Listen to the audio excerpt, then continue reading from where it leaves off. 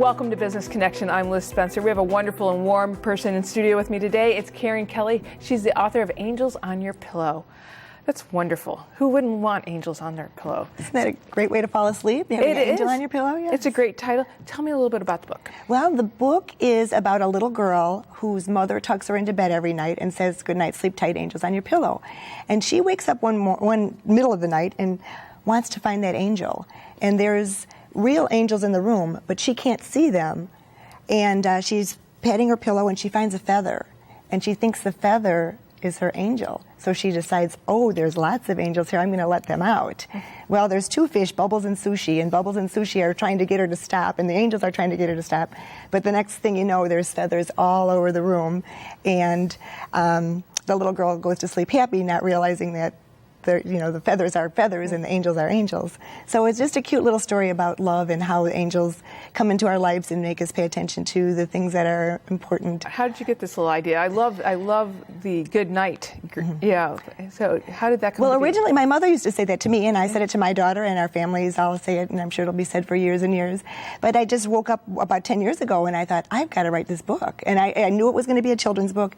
I knew it was going to have a meaning to it about angels and about love, but it had to be fun and it had to be whimsical. And I, sat down and learned all I could learn about writing and proper grammar and placement of pages and all that stuff. And after about 10 years, it came to life. And this is a children's book. And probably, a 2 to 5? Well, it's a children's book for all ages, if you will. Really, the children, like kids under 8, children, especially little girls under 8, are most attracted to it. But, there's grandmothers that are buying copies for their grown children and, for their sons and stuff. So.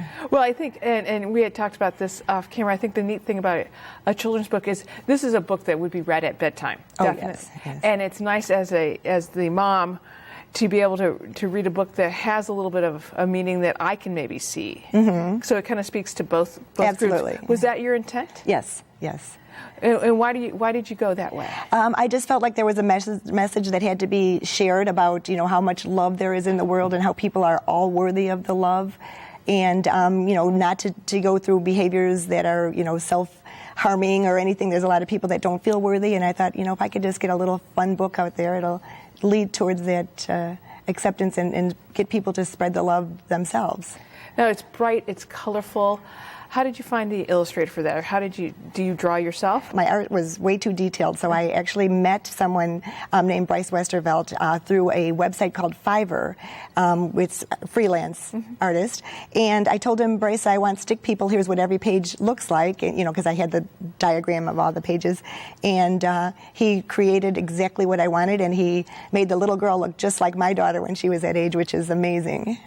I bet that was extra special. Oh, yes, definitely. And so with a picture book like this, you really had to pare down your words to tell this story, too. So how did you do that? How did you know what to get rid of and what to keep? And it came naturally, but it took a long time. It started with 800 words, and then I just wanted the pictures to tell the story, and that still wasn't enough, and it needed to have some words.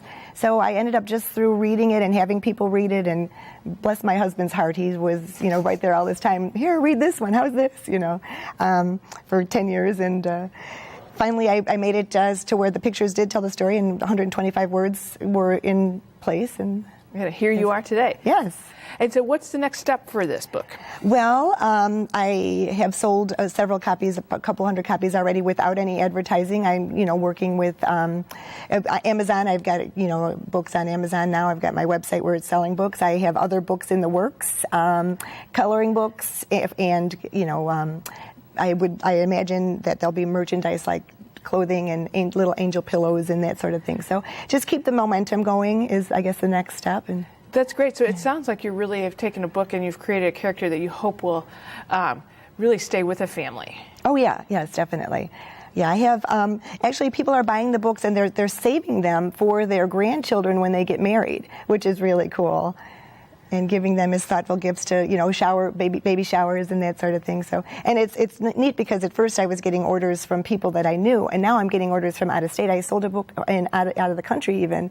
So, and I don't know how they found me, but they did, and I'm glad they did. Well, I think you probably have some angels around you too. Amen. I just definitely do. Excellent. Yes. Well, Karen, thanks for stopping by and telling us a little bit about the book. We're going to look for it. We want everybody to get out there and buy it. And so thanks for stopping by, and thanks for watching Business Connection. I'll be right back.